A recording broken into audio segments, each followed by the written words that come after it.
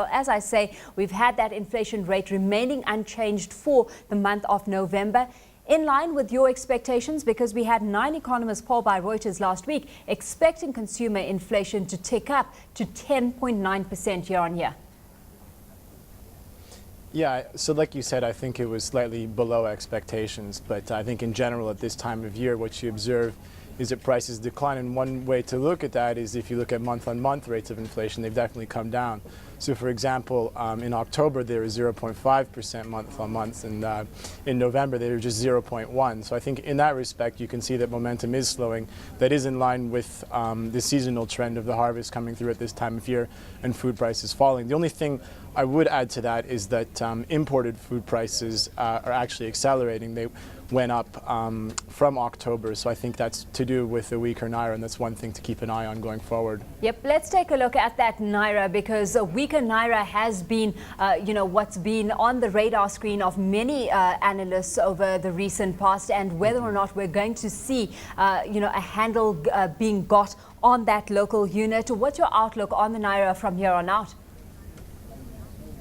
Well, our general view for some time has been that the naira will be managed down in small steps. We're thinking it's going to settle around the low 170s. Our reasons for believing that are, having looked at the fundamentals, we think it's slightly overvalued, but we would stress that we're not in a panic situation. We don't think that the Central Bank of Nigeria is in a position where it's going to need to call up the IMF next week, for example. I think its position is very strong, but at the same time it does recognize that the naira is slightly overvalued where it is, and that it will look to manage that down over the next 6 to 12 months to the low 170s. Where, of course, we've got the currency, one risk factor to consider. On the other hand, as I mentioned earlier, we've got the federal government having concluded plans to remove that very controversial food subsidy after several years of debates. We had President Goodluck Jonathan taking that firm decision to remove the subsidy when he presented his 2012 budget to the National Assembly last week. What have you made of that move? Because it has certainly been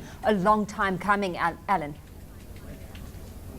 Yeah, I think you're right to say it's been a long time coming, but one thing that is curious on this question of fuel subsidies is when you look at the inflation target that appears in the budget, it's 9.5%, which is obviously, as we've just seen, it would be a decline from here, whereas most people agree that if you did remove fuel subsidies, there would be some kind of inflationary impact. So to me, the situation is not entirely clear, because the inflation forecast that they're giving is not consistent with fuel subsidies being removed. Just how much of an impact are you foreseeing here? Because we've had the CBN Governor Lamido Sanusi highlighting that if inflation remains at about 10.5% and the subsidy is removed, they expect it to be around 12.5%. So that implying a 2% rise on that inflation front.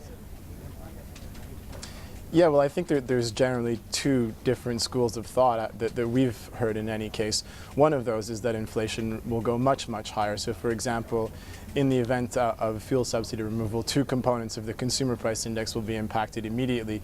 Those are transport costs and utilities costs. And if you can imagine that each one of those would be raised by an increment of about 50% over the coming year, then you'd be looking at inflation of around 15%.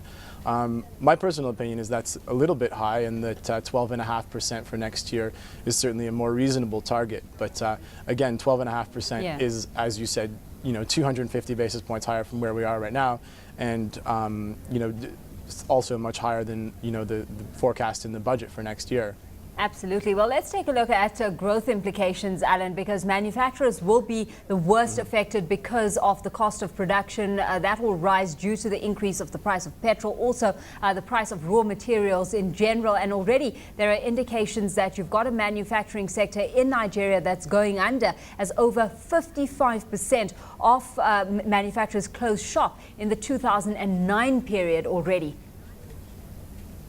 Yeah, well, I think it's important not to overstate the impact of that in the overall economy. I think the manufacturing sector in general is quite tiny, and it's been declining for the better part of the last 30 years or more. So to say that, the disappearance of a manufacturing sector would have a huge impact on the economy, I don't think is correct. However, what you do see is one of the main focuses in the budget is to try and reactivate that, and there are more subsidies going towards the manufacturing sector. For example, they're guaranteeing loans, and they're also trying to reduce the rate of interest that manufacturers will pay.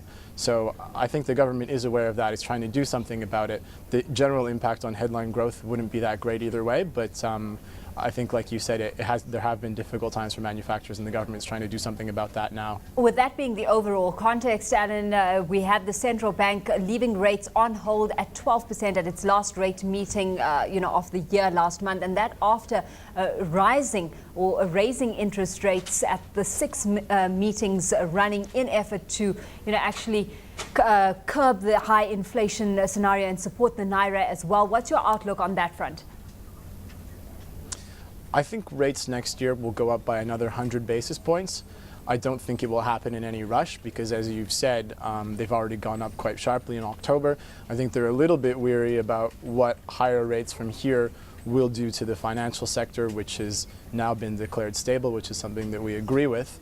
But I think, again, pressures on the naira, the fact of it being managed down to the low 170s, as we think it will be, and you combine that with the fact that fiscal policy has been loose for the last couple of years. If you look at spending in real terms, it's up over 50% since 2009. That's certainly going to have a lingering impact on inflation. I think because of that, the central bank will probably raise rates to 13% over the course of the next year, and I think 13 will be the top of the tightening cycle.